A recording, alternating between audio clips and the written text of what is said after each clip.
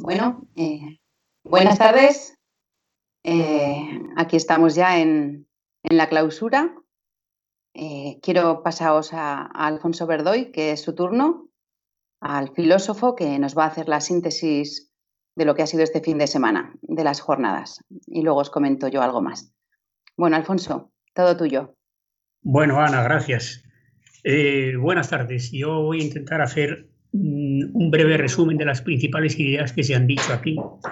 Y quiero decir que he disfrutado mucho con todas las ponencias y que indudablemente las agradezco. Para mí han sido muy positivas, todas ellas han sido realmente positivas. Y voy a empezar con la primera de José Miguel Gaona, que fue el viernes 26 por la tarde, a las 7 de la tarde. Empezó definiendo el miedo. El miedo, dijo, es una emoción primaria que da una sensación desagradable por la percepción de un peligro real o imaginario que puede ser presente o futuro. Y cuando ese miedo es insuperable, nos anula todas nuestras facultades y el raciocinio. Ese miedo lo puede provocar el riesgo a perder la vida, a una mutilación, perder la propia autonomía, sentirse humillado, sentir que no hay apoyo, sentir la soledad, etc. Y por supuesto que cada especie, incluso se podría decir que cada persona, tiene sus propios miedos, porque la vida que cada uno lleva modula la manera de sentir, la manera de expresar los miedos. Hay diferentes grados de miedo. Él hizo una clasificación que la voy a leer, es muy amplia, creo que tomé todos los nombres, y ahí está el temor, el recelo, la aprensión, el canguelo, el pavor, el espanto, el terror, la fobia, la alarma y el pánico. Los miedos están relacionados con el cerebro. Él habló de las tres partes del cerebro. La primera parte es el cerebro reptiliano, que es el primero que se forma, que se encarga de las actividades más básicas de la vida, como es andar, respirar, comer, etc. Ese cerebro reptiliano está recubierto por el sistema límbico, que tiene además en el centro la amígdala, y el sistema límbico es el que controla los afectos y las emociones. Y si la amígdala de alguna manera desaparece, entonces sentiríamos los miedos con menos intensidad. Lo cierto es que este sistema límbico está siempre alerta, incluso por la noche, y para predisponernos a la lucha o a la huida o a lo que haga falta. Y luego está el córtex, donde están los lóbulos frontales, que recogen toda la información de todas las partes del cerebro y la coordinan para hacer una actividad ordenada y lógica, ¿no? Lo cierto es que cuando estos lóbulos frontales desaparecen o se extirpan, pues entonces el individuo puede entrar con una inducción fácil a matar, o a no tener remordimientos, o a no tener miedo de lesionarse, o a ser un inepto, o a ser muy parado, etc., ¿no? Y contó el caso de Phineas Gage en el siglo XIX, en 1840, que por su trabajo resulta que le se atravesó desde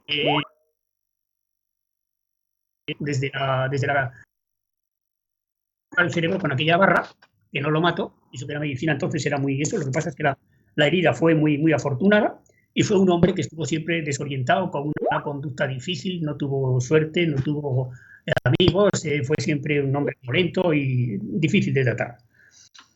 Hay fármacos que indudablemente reducen el miedo. También dijo que lo reduce el alcohol y las drogas. Dijo que el miedo produce numerosos cambios fisiológicos, como es sobre todo, se altera el metabolismo, se aumenta la glucosa y taquicardias, incluso puede venir realmente un infarto y aparecer la muerte, ¿no? Hay también muchos cambios faciales en la cara, en los ojos, en la boca, en las cejas, en los párpados.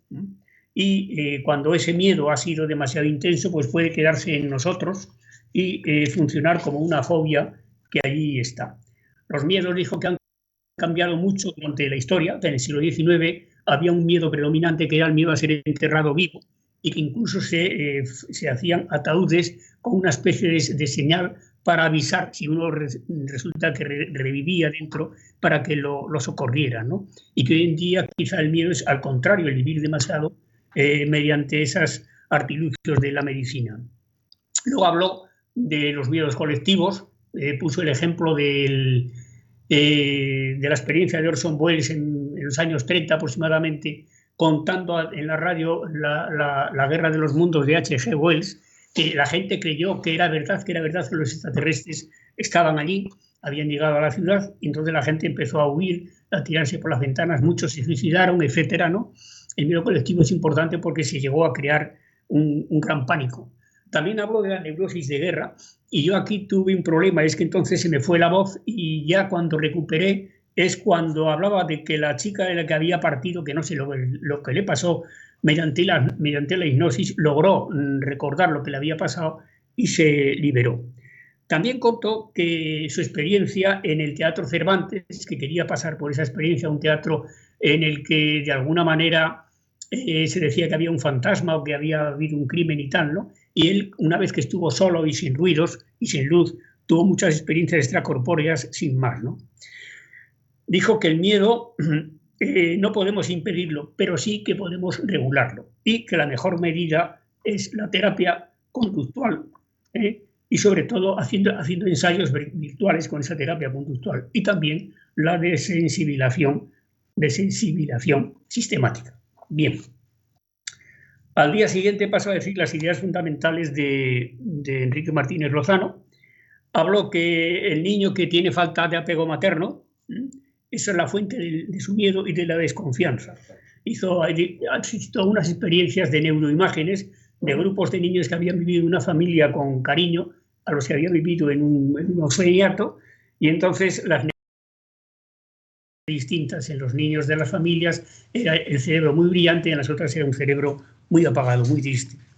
Esos niños, los niños que han tenido poco apego o falta de apego durante su infancia, no tienen confianza, y entonces se traduce esa no confianza en dos aspectos: en ser defensivos, en sospechar de todos, en creer que todo está mal, y tener el afán de controlar para tener la seguridad de mí, que no me hagan nada. Y desde la espiritualidad, ¿cómo se piensa ese miedo? Pues Martínez Lozano dice que el miedo es fruto de la ignorancia, desconocer lo que somos y creer que estamos separados de todo, de la vida, de los objetos y de las personas. Y eso lo intensifica la mente pensante, pero hay que tener en cuenta que la realidad no es lo que pasa. O sea, el miedo no lo produce la realidad que pasa, sino lo que la mente nos dice sobre lo que está pasando. Hay que recuperar, hay que meditar y tener la confianza. La confianza nos da libertad interior, y entonces de la confianza se pasa de controlar, mejor dicho, de ese afán de controlar, se pasa a fluir. Y el fluir supone adaptarse, porque hay algo que fluye, no solo en mí, sino en todo. Y entonces supone la adaptación. Es que la vida sabe lo que hace, y dentro de nosotros hay algo que sabe también. El miedo bloquea la confianza. ¿Y qué hacer entonces? Pues amar al niño que somos, que lo llevamos en nuestro interior. El trabajo es observar la mente, y eso nos da libertad interior. Y se conecta con esa vida con mayúsculas que es nuestro fondo. Y el camino es silenciar la mente. Silenciar la mente nos da comprensión, nos da seguridad. En el silencio escuchamos una voz tenue que nos dice: confía, que la vida es inteligente y nos constituye en el fondo de nosotros, y es un fondo lúcido. Tener confianza no quiere decir suponer que todo nos va a salir bien. Hay que tener confianza no porque se nos vayan a solucionar los problemas, sino porque somos vida, y la vida sabe siempre lo que hace. Bien, voy a pasar las hojas y me voy a José María Doria, que fue el sábado a mediodía, y entonces él empezó diciendo que la dimensión transpersonal lo que busca es la silenciación y el aquietamiento, que es un acto, dijo, reflexivo, voy a leerlo, sereno, vacío y espacioso. Y entonces a partir de ahí lo que hicimos fue un ejercicio de concentración en el cuerpo de meditación, porque nos dijo que una vivencia vale más que 1000 palabras. Continuó diciendo que lo más importante es el amor. Cuanto más amor tengamos, menos miedo, y viceversa. El problema es que creemos que somos solo un yo, pero eso no es suficiente, y eso influye en nuestros pensamientos, en nuestros sentimientos y en lo que hacemos. Entonces observamos que nuestro yo está herido, que es vulnerable, que es como un niño pequeño, porque tenemos la paradoja de una doble identidad. Primero ese yo que es el yo mental, y después ese otro fondo, que es la presencia de la hora, que es la conciencia de la hora. Sin embargo, el yo no tiene la presencia de la hora. El yo se mueve o en el pasado o en el futuro. Lo que está dentro del yo es la vida, esa vida insuperable, esa vida con mayúsculas de la que él decía que era la comprensión gigante. Con esa vida que fluye, es fácil aceptar todo por la misma razón que decíamos en Martínez Lozano. La vida fluye en todo y es fácil aceptarlo porque todos somos la vida. Un congreso transpersonal dijo, se ofrece a llevarnos a la esencia.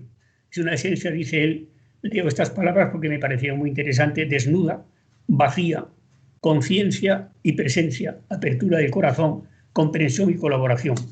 Pero el yo dice tira para casa y entonces tenemos que acoger las partes más egoicas nuestras, las más miedosas, y amarlas. Cultivando la dimensión profunda que hay en nosotros es cuando cultivamos la confianza.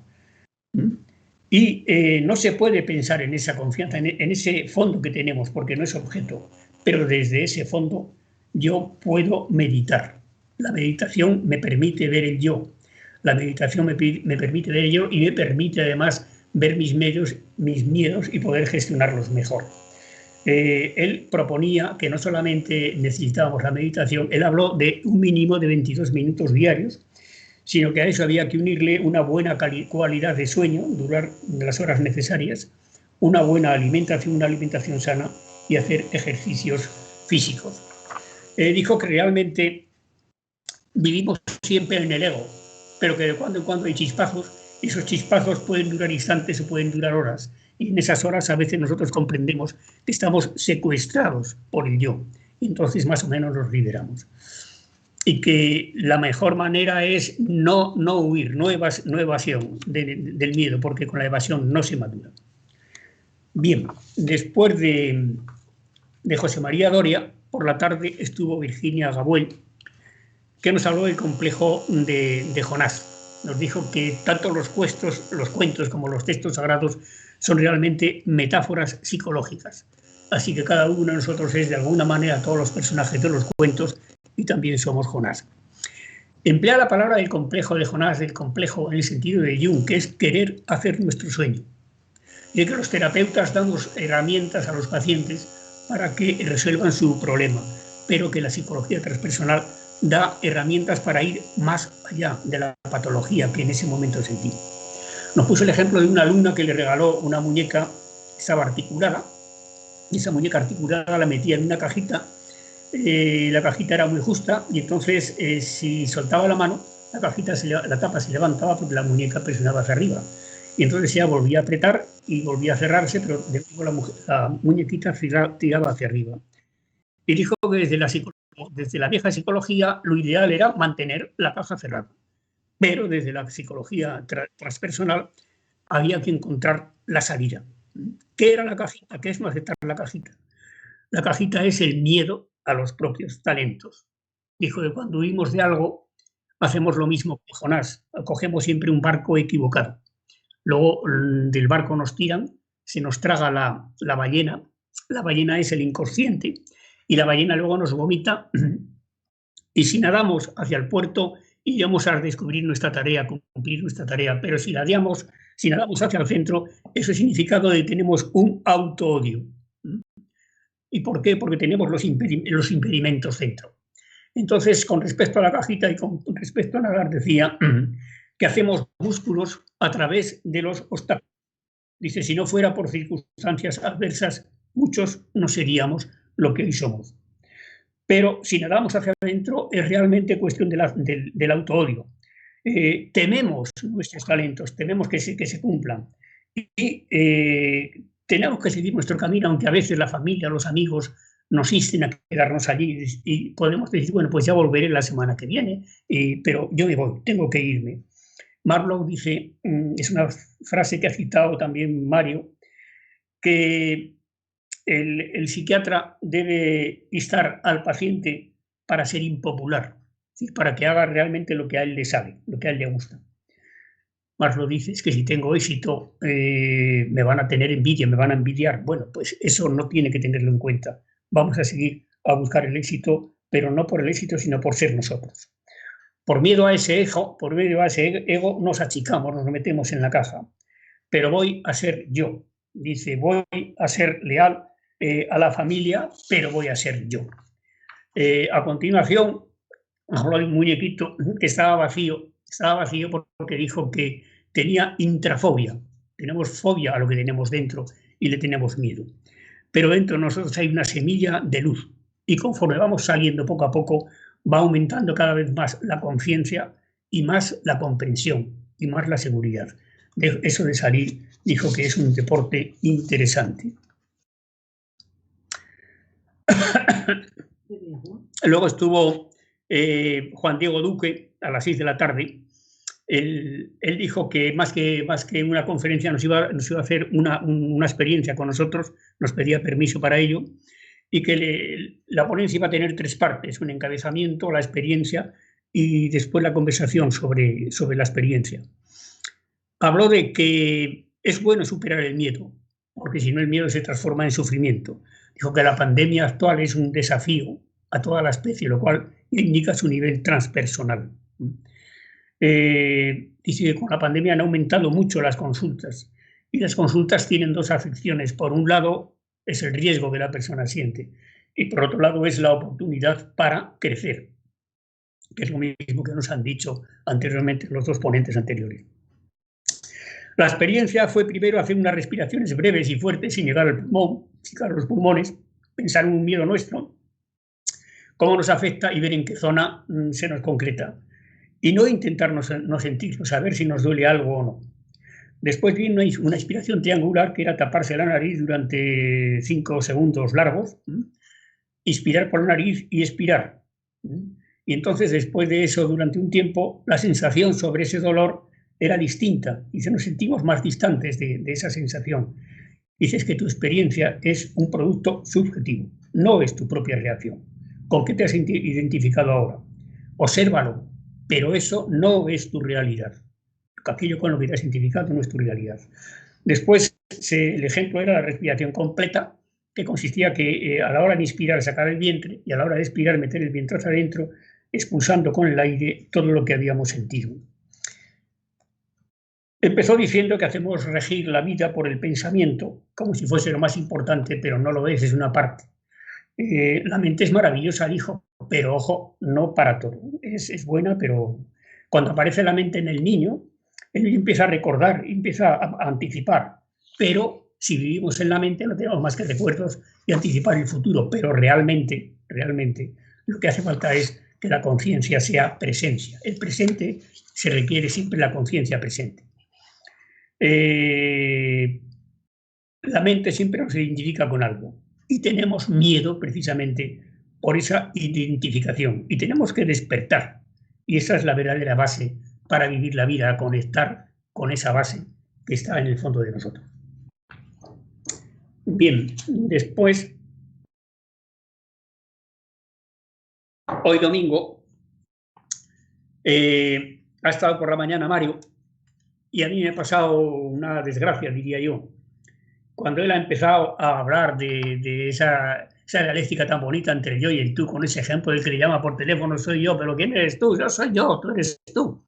Bueno, cuando ha empezado con eso y se ha puesto serio, aunque su aspecto parecía que no lo era, pues se me ha cortado la imagen y he logrado sintonizar con ella 2 o 3 veces, pero siempre quieta, parada. Y aparecía él con la guitarra, no le he oído. Y ya por fin, cuando he entrado, ha sido al final, cuando estaba hablando con Laura, ¿no? Y he tomado nota de algunas de las cosas que ha dicho porque creo que a mí me han hecho mucho bien y creo que es bueno recordarlas. Dijo, yo cuando hablo no me quiero poner más académico porque entonces no sería yo. Ser original es ahondar en tu propio yo, sacar tu propio yo. Le choca lo de Maslow, hay que enseñar al paciente a que se haga impopular. Y le dijo, se dice a cualquier psiquiatra o psicóloga que te apoyo, y si cada vez que viene un paciente, tú te recibes a ti misma. No solo recibes al paciente, sino te recibes también a ti. ¿Cómo vivir la enfermedad? Pues la enfermedad es un camino. Desde lo transpersonal, el cuerpo grita lo que el alma calla. Desde el ego lo vas a pasar mal. ¿Cómo llevo la enfermedad? Es un aviso, por supuesto. Mi mente se fue al momento de la muerte, dice. Quizá podría interpretar poco a poco, desprendiéndote de la gente. Me gusta vivir. Soy un vividor, pero no en el mal sentido. Me gusta vivir. Y conectar con la enfermedad puede ser un caos. Dice, pero hay caos que si hace un trabajo es una aceptación. Y si lo acepto, con suerte voy a llegar a una trascendencia. Por cada esfuerzo disciplinado, dice, hay una recompensa multiplicada. Bueno, luego ha venido Borja Vilaseca con ese eneagrama de los 9 miedos diferentes, que ha sido realmente muy interesante ver cómo esos miedos están ligados con la diferente herida que cada uno recibe al separarse del seno materno y cómo cada uno vive la vida en función de esa herida que ha recibido. Y termina que voy a terminar con alguna frase suya, no me da un tiempo de hacer el resumen, por supuesto, ¿no? Pero dice que ante la pregunta que le han hecho de que cuál es el antídoto contra el miedo, dijo hay que aceptarlo, hay que abrazarlo, quedarse a solas con él y trascenderlo. Si se puede dar el salto hacia el otro sitio, entonces recuperaremos de alguna manera la confianza y la seguridad, aunque no para siempre, porque siempre se está volviendo al ego, pero cada vez que se vuelve al ego, se vuelve con menos intensidad. Bueno, y luego tenemos la charla de Federico Infante, que ha sido muy técnica y muy difícil de resumir. Acabamos de oírla, ¿no? Pero es interesante eso de que esta Ana, a la que le ha sometido con 14 variables divididas en 4 dimensiones, le ha hecho elegir 3 variables y después durante 4 semanas han estado puntuando cómo ha ido superando eso y al final la Ana, de que se ha sometido a esa bitácora, pues ha resuelto bastante bien sus problemas. Y eso es, en definitiva, más o menos lo que yo he apuntado. Prefiero que los resúmenes que haga sean un poquito más amplios y ya los pasaré. Copiaré, por supuesto, el resumen de Mario, que tengo ganas de oírlo y de escucharlo. Y nada más, buenas tardes.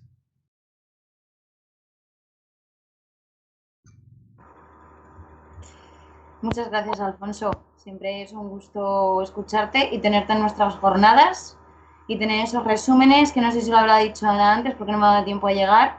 Se colgarán en la página para que lo tengáis disponible y esté accesible a todo el mundo que haya asistido, y a los que no, pues yo creo que les servirá de mucho, Alfonso. Y nada, que me encanta verte como cada año, ya lo sabes. Igualmente, Laura, igualmente. Y a ver si dentro de poco puedes ir en persona y celebramos estas jornadas. Bueno, a ver hasta que dure esto, mientras dure esto. Cuando podamos, ahí estaremos. Pero yo pienso, me he acordado muchas veces de lo que se ha dicho, de que las dificultades, bueno, aquí por ejemplo hay una dificultad tremenda, ¿no? Que es la pandemia, y sin embargo eso os ha hecho pensar a los organizadores y organizar esto, y resulta que esto pues quizá ha llegado más lejos que lo otro. Es decir, se hace músculo con las dificultades. Bueno.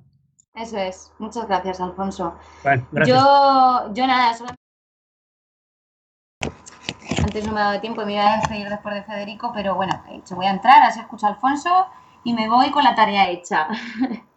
Así que nada, me gustaría agradecer a todos los asistentes vuestra presencia, porque como he dicho en alguna ponencia, sin vosotros esto no tendría sentido. Agradecer al Ayuntamiento de Tudela la oportunidad que nos ha brindado. Y bueno, agradecer también al equipo técnico que sé que han estado ahí a tope, nos hemos estado comunicando todo el rato, han estado pendientes y han estado intentando solventar todas las dificultades que hemos tenido. Es la primera vez también que hacemos estas jornadas online, entonces pues estamos también en este momento de adaptación. Espero que hayáis disfrutado también tanto como nosotros. Agradezco también a mis compañeros, a Alfonso, a Ana, a Román. Y agradecer también, por supuesto, a los ponentes. Sin más, yo me quedo con muy buen sabor de boca de estas jornadas. Creo que han aportado una mirada muy amorosa también a muchas de las cosas que algunas veces tendemos a mirar como si fueran un fallo nuestro, ¿no? y a tomar perspectiva, ¿no? De que no es solamente todo aquello lo que podemos hacer y trascender y quedarnos en ese testigo, ¿no? Sino que para llegar a ese testigo también tenemos que atravesar, ver y mirar ese ego que nos acompaña y que nos ayuda a estar hoy aquí, nos ayuda a estar cada día en el mundo. Y bueno, creo que también define un poco la base de lo transpersonal. Así que nada, me despido, espero que hasta el año que viene y nada, estaros pendientes, que dentro de poco saldrá también la magazine de la asociación y espero que estéis pendientes de ello, ¿vale? Me despido, muchas gracias a todos de corazón y hasta el año que viene. Un abrazo, Laura. Un abrazo, Alfonso. Os dejo con Ana, que sé que va a presentar el taller. Muy bien.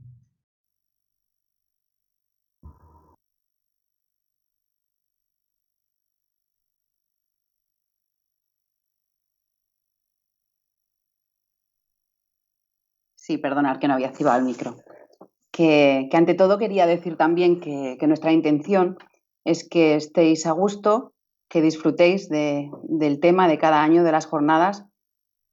Todo nuestro esfuerzo se basa en eso y quería deciros también que las ponencias se ha intentado que sean lo más dinámicas posibles, se ha puesto el punto de atención en que fuera para todo tipo de gente, que todos lo pudiéramos entender. Quizá alguna ponencia pues ha sido un poco más académica, pero que sepáis que seguimos esforzándonos en que nadie se quede sin entender algún concepto y estas jornadas que lleguen a todo el mundo.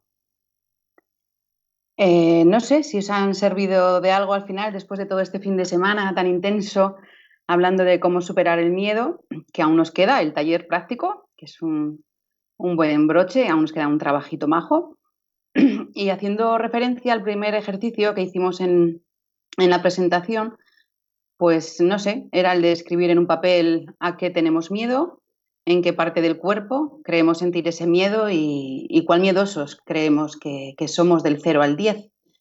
Entonces me gustaría que os preguntarais a vosotros mismos, ¿no? Por lo menos esa tercera pregunta, del 0 al 10, a ver si ha cambiado algo después de estas 8 ponencias, a ver si seguís estando en el mismo número, habéis subido el número, lo habéis bajado, y hasta os quiero invitar, si queréis, a ponérnoslo por el chat, aunque no deis si queréis detalles personales, pero por lo menos para nosotros pues serían unos datos enriquecedores de saber si esto pues ha influido algo, ¿no? Al final en nuestras vidas, aunque bueno, esto es un trabajo de fondo, de un día para otro pues es difícil, pero bueno, esa era la historia un poquito de ese ejercicio, a ver si nos queréis comunicar si ha cambiado algo. Os recuerdo también lo del certificado de asistencia, para los que lo queráis solicitar, que lo podéis enviar para el certificado al correo de la asociación, que es contacto@medio transpersonal.org.